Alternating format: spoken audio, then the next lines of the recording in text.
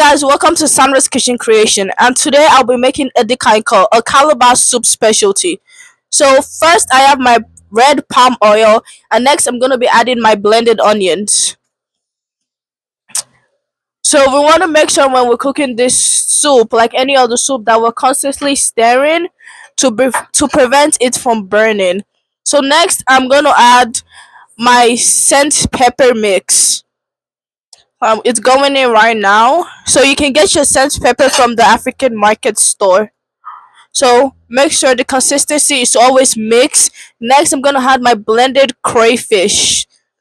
You can also get that from the African market store. I personally recommend Southwest Farmers Markets because that's where I get my stuff for my recipes. So after, I'm gonna add my periwinkle. So periwinkle is a little specialty from my country. We add it to enhance the flavor of the food.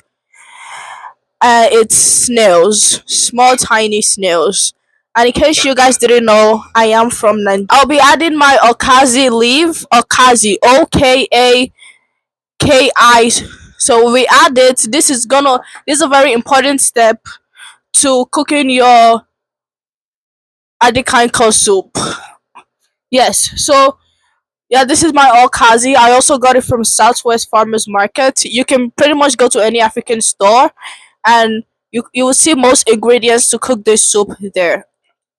So right now, we want to make sure we're mixing so everything is blending in together and there's no separation in it. So the consistency, like I always say, is to mix properly. We want to be mixing so everything is together and not separate. We don't want our soup to be separate. We want our soup to be combined, to be one, to be lovely. So for my soup, I personally like to add the assortment of meat, fish, pomo, which is cow skin, but you can really do what you want. You can add only one kind of meat if you only like beef, or if you only eat seafood, or if you only eat cow. But I like to add a mix of everything. And as you guys know, if you followed my last week chicken episode, you would know a little bit of how I prepare my meat. So I also use similar ingredients when preparing my pork, my cow, my pomo, which is called cow skin, and all my other parts. I personally like to use intesto when cooking, but if you don't like intesto, you can remove that part. So right now I'll be adding my meat, which is freshly cooked. I'll be adding my meat, and I'll also be adding my chicken, my beef, my pomo. I always like to cook my meat immediately when before cooking because I like that fresh. I like the freshness. As you can see, that's the meat water. I just freshly made it. So right now I'm adding my chicken, my beef, and my dry fish.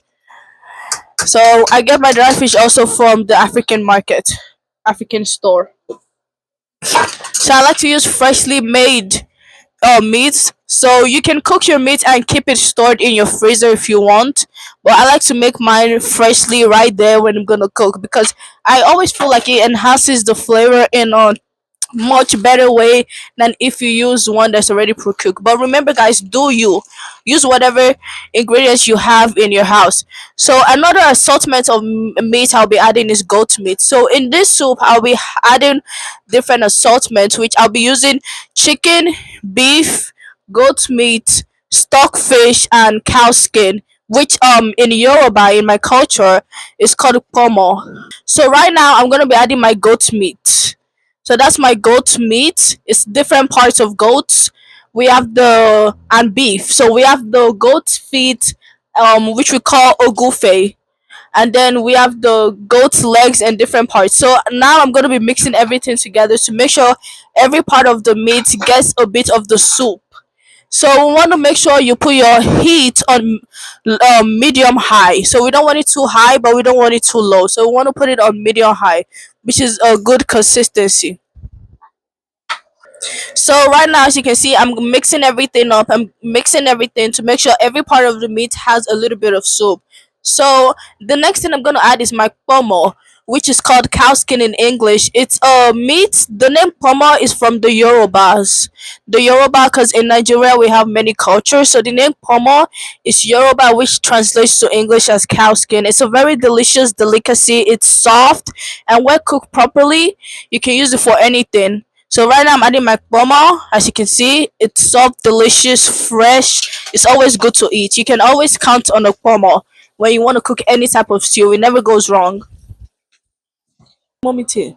So next, I'm gonna add my chicken flavor soup base, which is called Maggie. So you add your chicken flavor soup base. This is the seasoning. Remember, in Sarah's Kitchen Creation, we always season our food. We don't want to be over seasoned, but we especially do not want to be under seasoned. We want the right amount of seasoning. Remember, guys, we always have to season our food. If who wants to eat a food without seasoning? We don't want a bland food. We want a seasoned, good, buzzed down, ate and left no crumb food. That's what we want.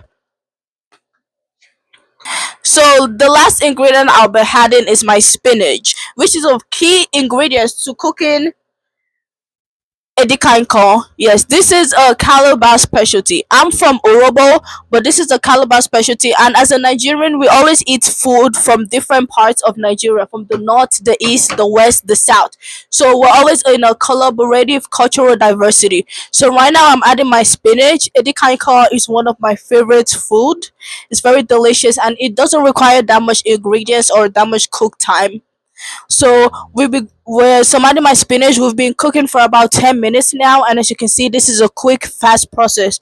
Remember, guys, we want your heat on medium high. We don't want it too high and also too low. And what do I always say about consistency? Consistency is the key to a good food. We want to make sure we're always mixing, making sure every ingredient is inside. We don't want separation, and we don't want raw and cooked food at the same time. We don't want half done and half undone. We want everything and every part to taste exactly the same. So guys, as you can see, my Eddie Kanko is currently covered. I'm covering it for about 10 minutes to have a little bit of boil and so that all the ingredients can mix in together. So remember, we want your heat on medium high and cover it for 10 minutes. So see you guys in 10 minutes. So guys, while we wait for the 10 minutes for the Edikang corn to finish, so right now I'll be teaching you guys how to make pounded yam. So I have my water, my boiling water, and I'm gonna be adding my pounded yam flour. So the one I use is called Ola Ola. You can get it from the African markets, any African markets. It's Ola Ola. It's good. But if you want to make your pounded yam from scratch, you can also boil some yam, some Nigerian yam. You can boil some yam, or you can boil some cocoa yam and then blend it in your blender to make scratch pounded yam. But right now I'm using Ola Ola. I recommend it highly. It's good pounded yam. And we just, when we're making our pounded yam, we just want to make sure we keep on mixing. We keep on mixing because we don't want any pounded yam to be powder on one side, liquid on one side, and most importantly, we don't want our pounded yam to have bubbles. And what most like African people say, we don't, Nigerian people, we don't want our pounded yam to have cocoa. We don't want our yam to have cocoa, so we don't want it to have like little stones, little balls. We want it to be smooth consistency, so that when you lift it up, it's gonna be delicious. It's gonna be smooth. It goes down the throat easy.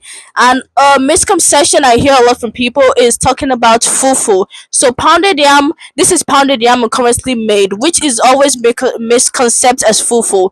So this is pounded yam, and fufu is actually something different. So fufu is cassava flour. This is pounded yam, which is made from yam. This is yam flour. So I'm adding a little bit of flour because my consistency of my pounded yam is a little bit soft. So I want it to have a little bit of strength. Like someone I know always say, I want it to gooey. So I want it to have a little bit of strength. Yeah, guys. I want it to have a little bit of strength. I want it to be consistent. We want that smooth, lovely, luscious pounded yam. When we raise it, we want it, when you're eating pounded yam, when you roll it into your hand, we want to be able to throw it up in the air and it falls right back in the hand in a strong, thick consistency. That's what we want. We want it to, remember, guys, what is our motto? We always want it to eat down.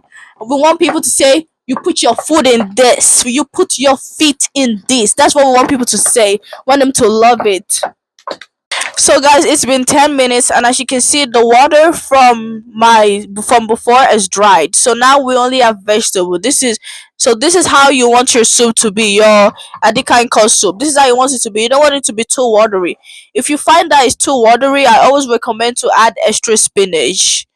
Add extra spinach. So right now, and add some extra red oil. extra palm oil, which is also called red oil, and add extra spinach. So right now I'm plating it up. As you can see, I'm plating it up. So guys, remember to like, comment, subscribe, share, follow me on at Sandra's Kitchen Creation, and don't forget to follow me on TikTok. That's where I be at. I be at TikTok. You can see what I specialize in, my African, Mediterranean, American cuisine over there at TikTok. I'm always at TikTok. So thank you guys for watching. Remember to comment down below what you would like to see me make next time.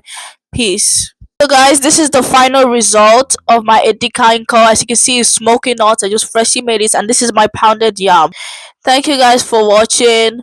See you next week. Peace and God bless.